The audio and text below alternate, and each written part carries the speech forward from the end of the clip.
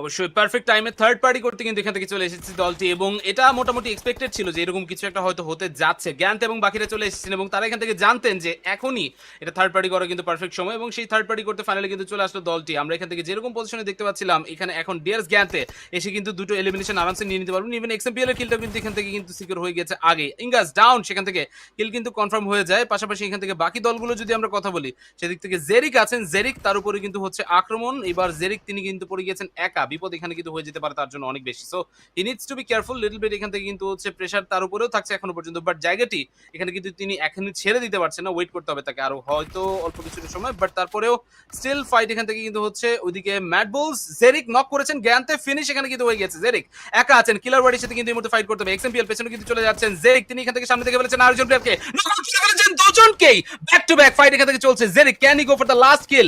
নাইটকে এখান থেকে যদি দেখা যায় সামনে, এখান থেকে কিন্তু হচ্ছে ইনফরমেশন গুলো ছিল কিলার ওয়াইটিকে এখানে ফিনিশ করতে হবে। তার আগে কিলগুলো কিন্তু দুটোই তিনি নিয়ে নেবেন। দুটো কিল নিয়ে নিয়েছেন, 5 এলিমিনেশন। ডিআরএস